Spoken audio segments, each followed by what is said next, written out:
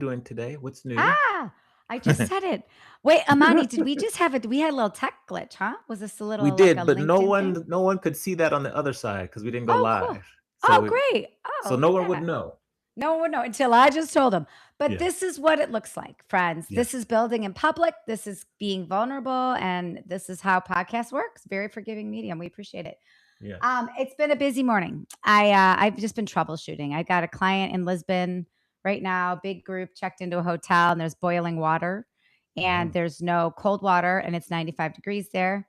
So I've been trying to track down like my global people, the hotel people, the general manager, just trying to make sure like GMs out there, it's really important when you've got a maintenance issue to contact your group contact, like let them know right away so they can then communicate to the other 100 people what to yes. do. So there's that. And then I had client arrive for a site inspection and their transportation went to a wrong terminal. So Ooh. all Okay. easy solves and Okay. happens in live events. These are all very normal things, 24-hour Yes. operations, but it just happened in the last hour. So it's just been a busy hour. But job security, if I can help solve the problem and make the client happy, that's all that matters at the end of the Okay. day. All right. Mhm. Sounds Yeah. good. What about you? How was your weekend? My weekend was good. Mhm. World Cup, lots of good World Cup games. I spent a lot of time watching the World Cup, so it was good. Uh-huh, uh-huh. Were you surprised? Did you watch England, last night? Oh, England, Mexico? How did you feel about that game? that was a good game. I was surprised. I thought Mexico would take it because of the altitude and just their home crowd, but that was close. That was Yeah. close. That was probably one of the best games of the tournament. Did you watch the beginning when they sang each of their national anthems? Did you watch, like, early on, or did No, no, I kinda caught it. that was awesome. It was, like, overpowering, both sides. So it was like, first of all the men knew all Yeah. the words. They were Oh, yeah. singing. But then, like, the audience was singing. I was like, "This is bigger and bolder than a Super Bowl." It Oh, was yeah. it was Oh, yeah. pretty inspiring. I Especially mean, it because was in Mexico, at one of the most famous stadiums, and unfortunately they lost, but, it's yeah. that's the World Cup. Nothing is predictable.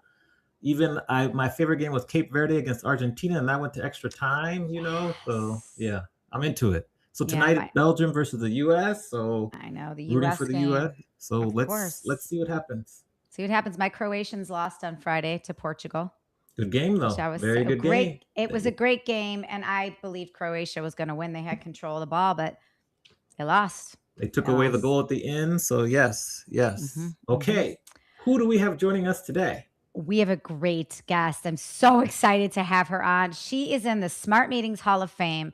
She's a past Smart Woman honoree. She's a recent CEO of the Year DMO winner.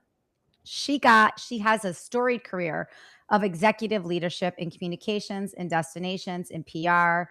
She's worked with awesome destinations such as Irvine, Milwaukee, Huntington Beach, Sonoma, and Santa Ana, Okay. Travel Santa Ana. Her PR leadership knows no boundaries.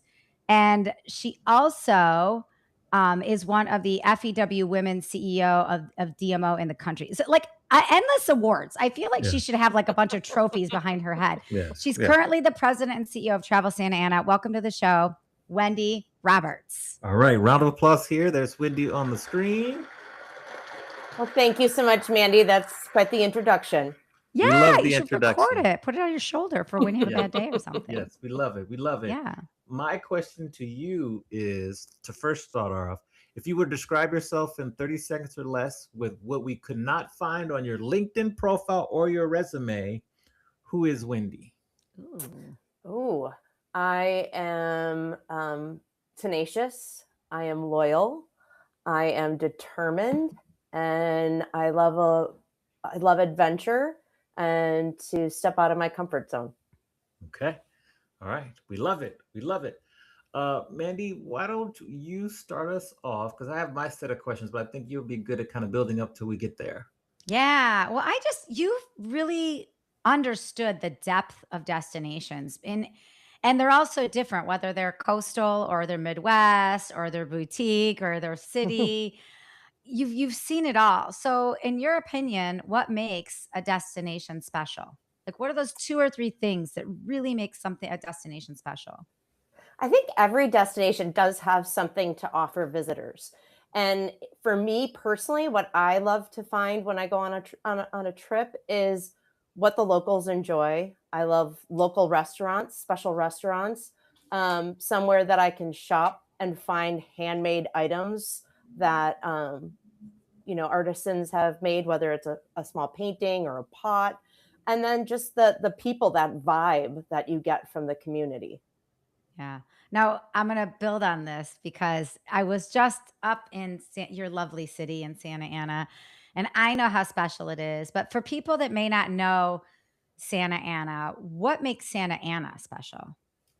The people, for sure, and what they offer to those coming to visit. Our population is very diverse, with 78% being Latino and Hispanic. There's a sense of undeniable pride and passion for that city that they call home, and that resonates in everything that they share, whether it's their arts and culture, whether it's their food. We have over 200 murals throughout the city that highlight that history, that heritage, that passion. Yeah, all those murals. The murals and the food hall alone, I was like, I can just spend all day in both of these places. It was so, and I found the merchants, I found the vendors to be so committed to service. Like everybody was like, "Do you have a napkin? Do you have a straw?" I dropped something on the ground. Everyone was running after me to help. I was like, this is really cool. Like it just felt very special, very hospitable. Well, a lot of them are family owned, so I think that, when you go in there, you're treated like family. So it's moms wanting to make sure that you've got a clean face, a full plate. Yeah, exactly. I felt like that. I felt like you need to eat. You need to eat. Like it totally felt like that. Yeah. So you come from the PR world. I'm very fascinated by this. Many people feel that PR is dying with all these tools. So I would love to open up the floor to you and get first your comment on that statement, which I know you would object to, and then I will have some follow-up questions because PR is such an interesting avenue. So the question goes back to, like, AI is what you're referring to, and AI being a demise of public relations. Well, where's AI getting the content that it's regurgitating to the user? There has to be someone curating that content and telling that destination, that attraction, that hotel story. And that's where public relations comes in. Okay. Okay. For people, young professionals who are in college, why is PR and how is PR a good avenue to get into the hostile industry that might not initially be considered when it's usually all about operations and maybe sales? Well, for an example, I started unbeknownst to me. I had no idea what a destination marketing organization was when I stepped into the PR manager role at Visit Milwaukee. I was very fortunate. I was looking for a job, and the director there took a chance on me. Having involved in the industry, I think it's important that someone going into PR and looking to get into destination marketing organization, that they immerse themselves within all departments of that organization. It's very easy for the different departments to work in silos, whether it's sales, whether it's public relations, and not to communicate, but to infiltrate that. Because I left Visit Milwaukee and really didn't immerse and know and fully understand a destination marketing organization until I was at a small DMO in Irvine, and I got to wear very many hats of being responsible, from operations to marketing to being involved in sales, that I truly got a feel for everything that a destination marketing organization does. Interesting.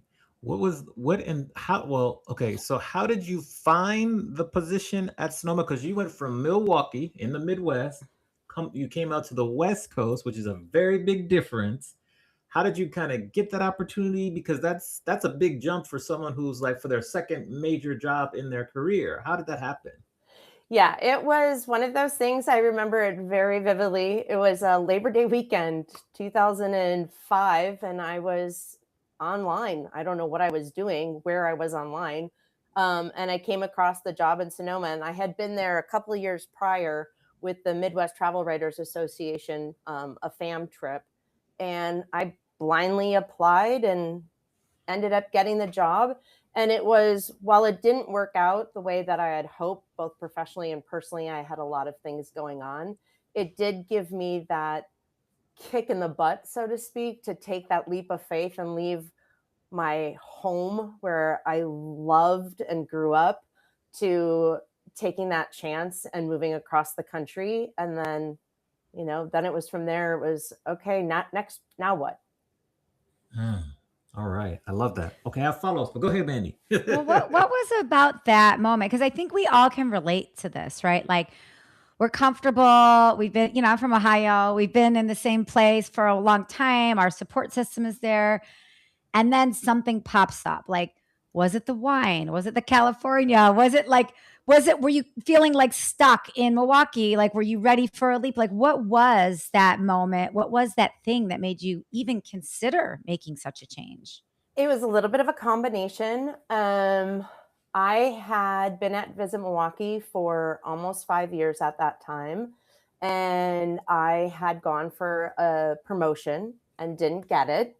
And they hired somebody without destination marketing experience to Mm. be my leader. And so I was feeling a little bit disappointed and discouraged in not getting that recognition. And then personally, there were some issues going on, challenges going on that I thought maybe this would be a fresh start. And I had been, like I said, to Sonoma a few years prior. So I knew the area and loved what it offered. And so it was kind of one of those things. What do I have got to lose? I Mm. love it. And And it's it so brave. It's a big Yes. leap of faith. Like Hmm. you have to be confident in yourself to make that move. It's really cool. confident and a little bit like kind of like, okay, I'll deal with it when it happens. And what's Mm. the worst that can happen? I get the job offer kind of Yeah. attitude. So I Yeah. want to And you I want did. to interrupt. How were you able to adjust from growing up and living in the Midwest to then living on the West Coast? Because there's different time zones, it's different kind of styles of people. From the smallest changes to the biggest changes, it's crazy. So how were you able to adjust? Well, now that I've lived out here 19 years, my mom still has two clocks on her wall, one for Midwest and one for Yes. California. So she Oh, knows what that's time it is. sweet. That's But sweet. I think going into Sonoma County, I mean, it's a huge destination in its space wise, but it's a very small town. So having that Midwest Hmm. friendly, personable kind of personality and openness to meeting people, I think that definitely helps. Got it. I mean, Yeah. I gone to New York, that might have been a different story. But going somewhere where it's small communities that make up the destination, I think that was helpful. I relate to that because I'm from Ohio and I've been in San Diego now 26 years, but my husband's from Santa Rosa. He's from Sonoma County. And I there is a sense of the Midwest up there. Like Hmm. it is small town, it's locally owned businesses. It does feel feel like community, like even though it's a big destination, it does. So I can relate to Yeah, that. It might have been an easier transition than most people would think. yeah. Yeah. Yeah. I want to build on something you just said about when you went to Irvine and you got to wear all the hats and you got to do all the different things. I think from a leadership standpoint, especially now, DMOs need to be really scrappy, right? You run on tight budgets, everybody wears all these hats. How do you keep your team motivated and inspired? And then I've got one more follow-up to this one. Well, I am very fortunate to have two team members that are extremely passionate about what they do, and they're very eager to make Santa Ana as successful and as relevant as possible. So I don't have to instill that. I think making sure that they're taken care of, like you said, when you're a small DMO of three, and we also have the smallest budget in Orange County, the expectations from our stakeholders and our hoteliers are no different than that of Anaheim, which has, a budget 10 times our size. Mhm. So making sure that we don't get caught up in trying to do everything that the big DMOs are doing, and recognizing what our capabilities are, not only from a bandwidth, but also from a budgetary perspective. So, I tell them time and time again, I'd rather do five things really well than 10 things kind of half, you know. Yeah. Yeah, yeah, half Yeah. measures. How do you keep yourself motivated and inspired? Sometimes that comes in a little bit of waves. I've been in this industry now, what, 27 years? And I love it. I love that every day is different. Like today I get to be on this show. Tomorrow I'll be talking about our budget for the remainder of the calendar year. Woo. Fun. The joy is contagious. So there's some days where you kind of maybe get challenged by a hotelier or a city official, and you're like, oh, is this worth it? And then you think about all that you've been able to do, that this position, that this industry has offered you, and how you've grown, and the impact you've had, and it just kind of comes back. So just reflecting on all that I've been through, reflecting on what I love about this industry, helps me when I'm getting a little, like, disenchanted. Yeah, well, and reflection's everything, and we don't do it enough. So I'm glad to hear that's a part of your fabric, because Yeah. as women especially, like we're so guilty, we're just charging forward. So reflecting is really everything. I love that. If you were to define what a DMO is to someone who had no idea, like how would you describe what they do? Because I find that's a challenge for me to share it with students and other people. Like a DMO, what's that? Are you asking for my 5-minute elevator speech that I have to give? 5 minute, 40 seconds. A destination marketing organization.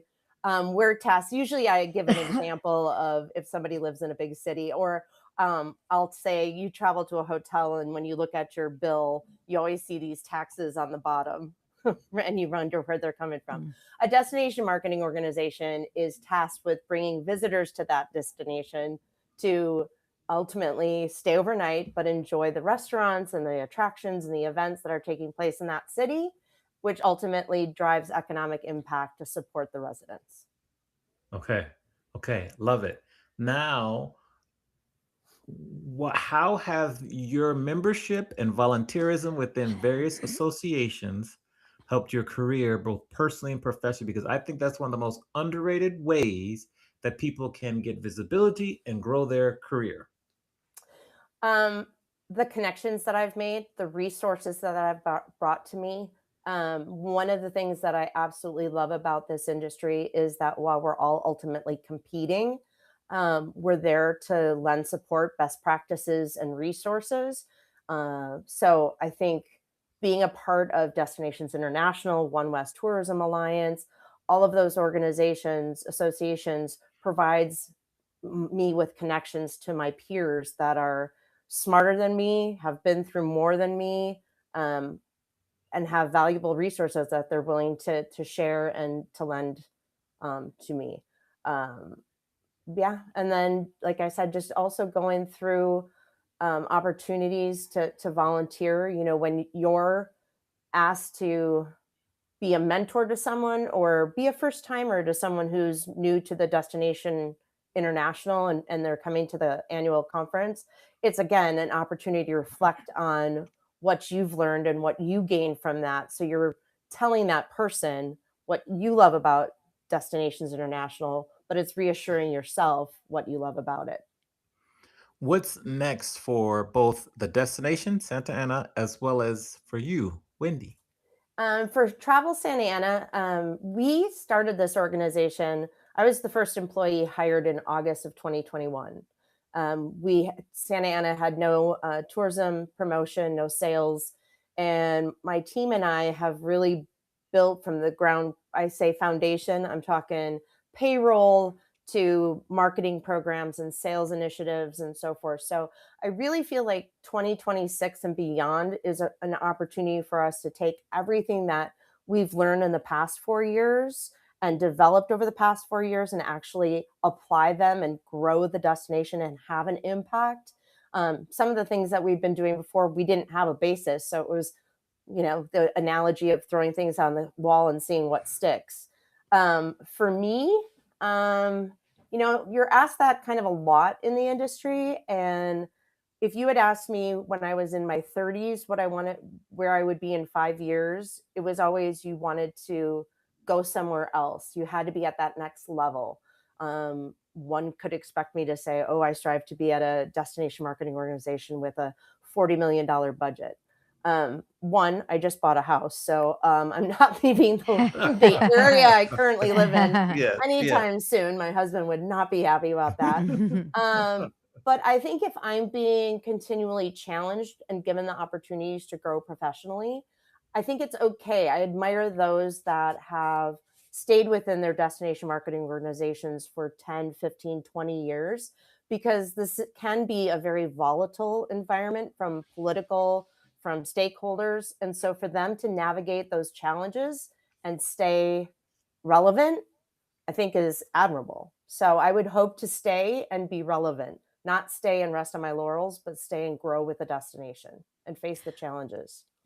I want to hang here for a second because you bring up a really good point about the environment. Like sometimes the environment is exciting and there's all these changes, and that can be challenging from a Hmm. growth perspective. And sometimes it can be volatile, right? Like we look at what happened this weekend in Newport Beach, or we think about what's happening in some different destinations globally. I don't think a lot of people realize like what that does to a destination when the wrong news is out there, the wrong media is out there, and it can impact, like it has an economic impact on an awesome destination. So, in your role, like how have you handled the tides as they've turned when there's something volatile or maybe there isn't the right information out there about the destination? Like is there a crisis management element that you're working with, or is there a resilience lesson in there that we Hmm. all can gain from that kind of thing? Like what do you I just think this is happening unnecessarily to more and more destinations, and I'm just curious what your take is on that. Yeah, I mean, you have to have some type of crisis plan, whether it's, I know destination organizations who are, dealing with the fires that happen Mhm. across the country, especially in the Western states. An example, I mean, you have to be fluid and um, not necessarily knee jerk reaction. I'm not a knee jerk reaction person. I'm very analytical. I need facts. I need to know like what are our figure out our next step before just reacting. And so, just an example, last June, Santa Ana is the governmental hub for Orange County. So we have a federal courthouse, and this is at the peak of ICE activity throughout Southern California and elsewhere. And the National Guard was sent in, not because any of issues happening necessarily in Santa Ana, but because we had the federal building and they were sent there by the government, national government, to protect the federal building. So there was a lot of things going on. And rather than, because I knew that this was not isolated to Santa Ana, other cities were dealing with this. Rather than call attention, we just kind of paused our social media. We were there to answer questions if anyone did, like a meeting planner, have any concerns or questions. But we just paused our social media in respect to what our residents were going through, what our community was going through.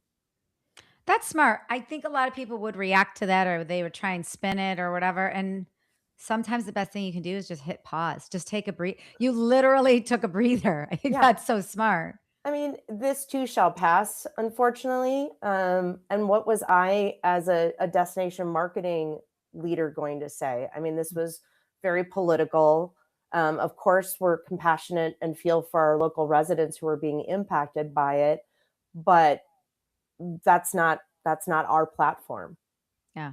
What do you say to meeting planners out there who, because I know my clients, they'll call me like when stuff was happening in Mexico. They're like, Mandy, what do you know? And I'm on the phone with the Mexican tourism border. Like stuff was happening in Venezuela, and I had a program arriving in Aruba, and there was airspace issues, and Hmm. so I'm on the phone with Aruba like that night, like a Sunday night before people arrive on Tuesday, right? I know what I do on my end, but what do you say to meeting planners who may not have the research? Maybe they don't have a Mandy, or maybe they're new meeting planners and they see stuff like this. Like, what advice do you have for them aside from and obviously take a beat is a great is a great piece of advice, but Yeah, like, but yeah. what advice do you have for meeting planners if they were to see something about your city or cities that you love that may and inhibit how they interact with your city? Well, I think we're all kind of learning that. I mean, look at how San Francisco has now resurrected themselves and Mhm. has come back after all of the negative press, and whether there's a truth to that or it was sensationalized at certain levels, they're making so just being consistent in the messaging and being proactive. If we have something going on and there's a group coming in and what they're going to be doing is going to be impacted by that situation or that issue, finding an alternative, letting them know, giving them choices as to what their options are. But if someone's coming in, a month from now, just keeping those lines of communication open. And, this is, again, the incident that I'm talking about was isolated to downtown. It wasn't going into the areas where the hotels are located. So again, just communicating and being truthful to an extent. You don't want to, tell all the dirty secrets, but being truthful. Yeah. Oh, that's great. I mean, certainly you don't want to bring anyone into your destination and have something terrible happen. No. Yeah. Now it's the time where we flip the script and we let you ask both myself and Mandy any question you would like. So, who do you want to ask the question to first, and what is said question? Nothing is off limits, and we await the question. Hmm. Well, I've had the privilege to be a part of Mandy's training sessions, so I've heard some of her fun little stories. But Mandy, we used to play this game when we were in public relations, and we'd get together, and it was what was the worst travel writer who came onto a fam tour, and what did they do? Without naming names. Oh, that's What's fun. the worst meeting planner experience you've ever had? Oh God, I have so many. But the first one that comes to mind, and I'm not going to say a name. No, The, no, no, first definitely. one, the first one that comes to No. mind is a long. It was a client of mine actually, and it was a client who, when we first started working together, was great.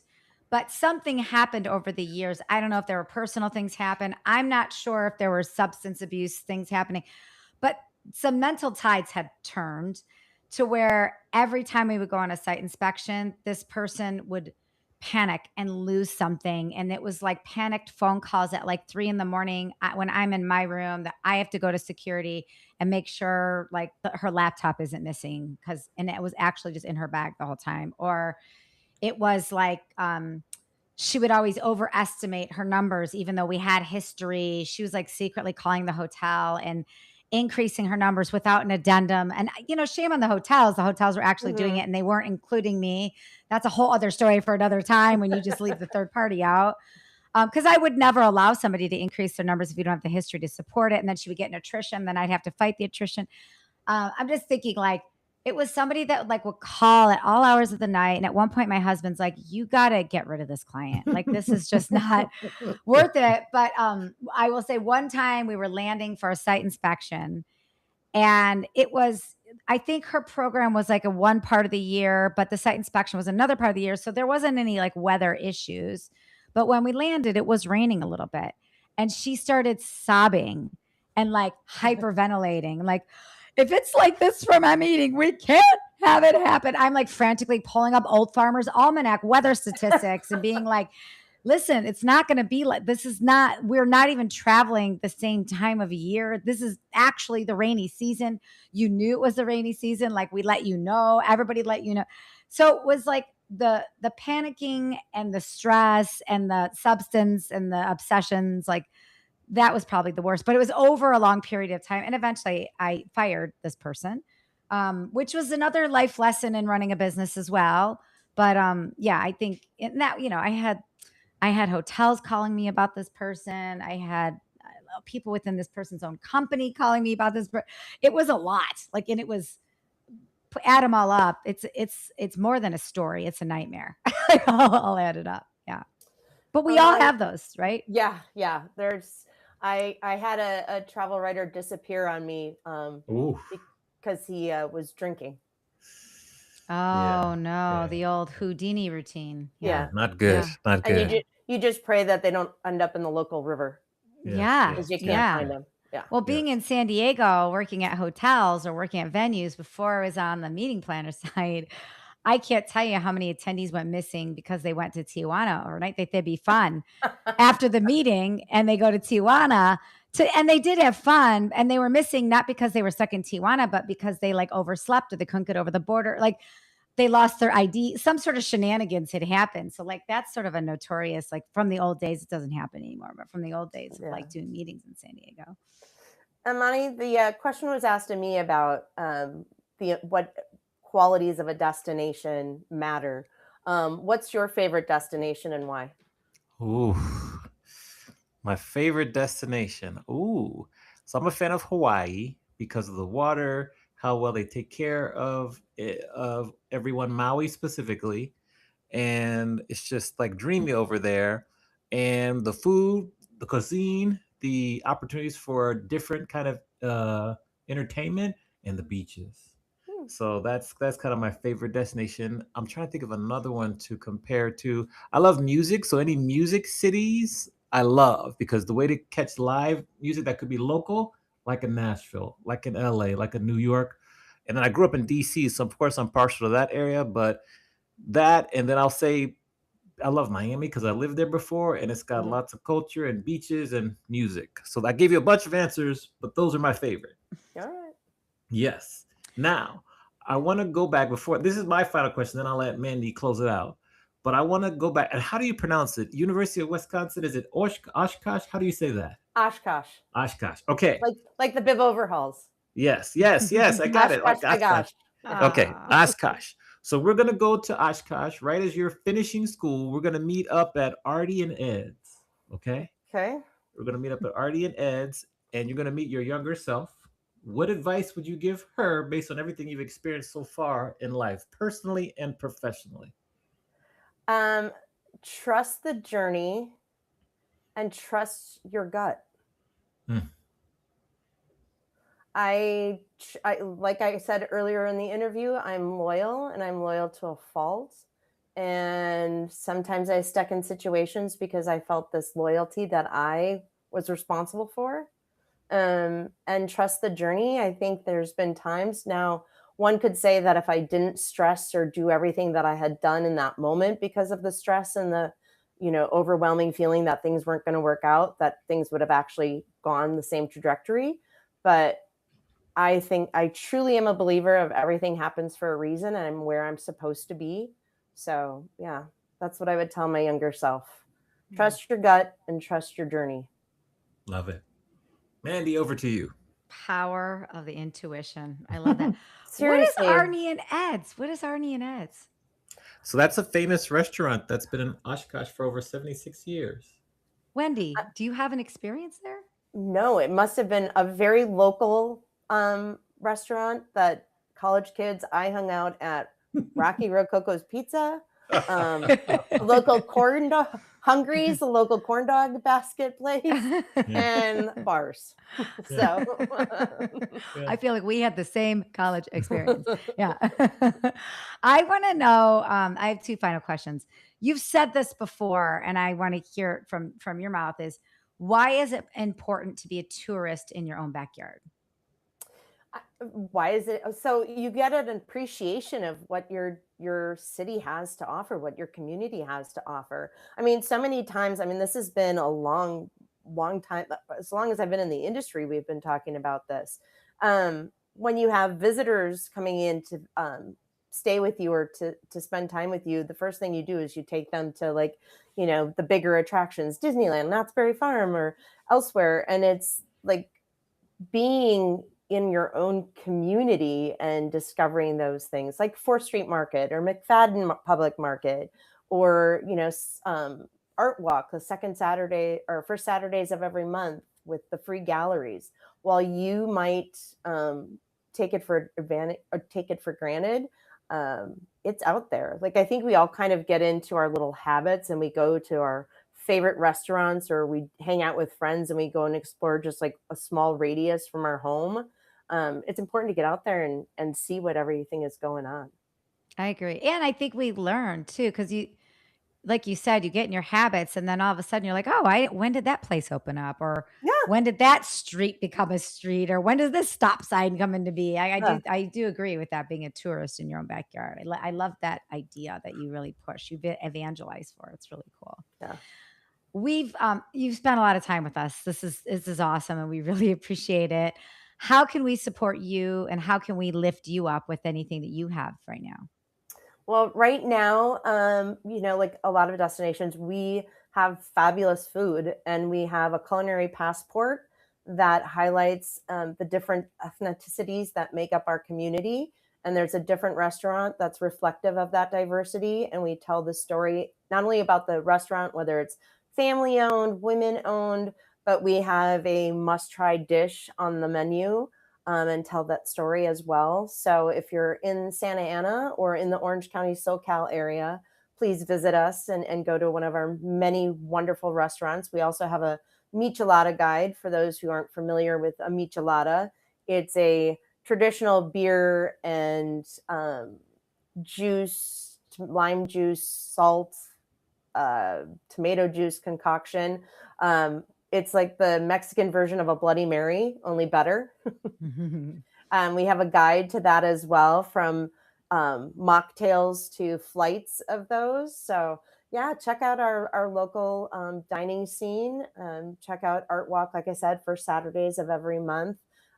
Get out and explore beyond what you're familiar with in Orange County.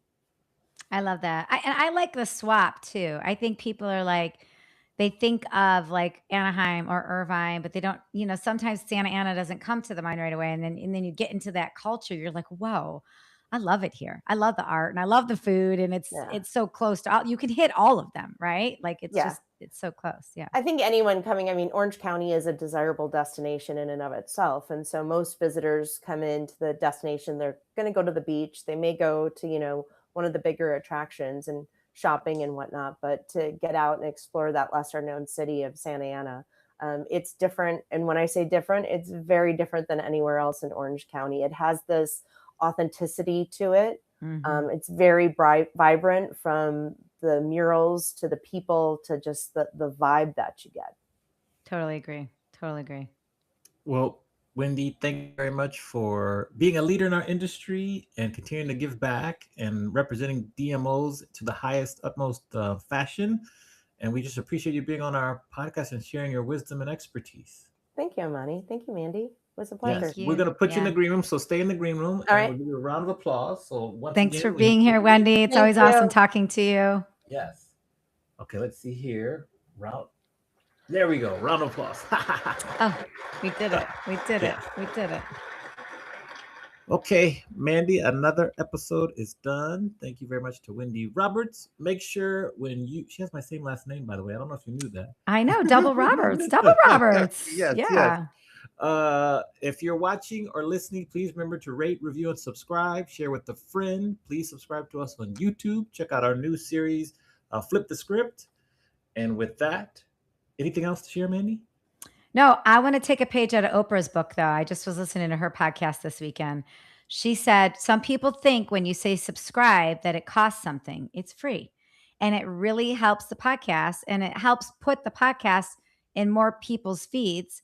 But it also helps you not have to search for us, because when you click subscribe, our next episode automatically shows up in your feed. So that's what Opes told me this weekend. I'm going to pass that on to everybody else. Great advice. Thank you, Opes. Yeah. Okay, Yeah. Oprah. Appreciate it.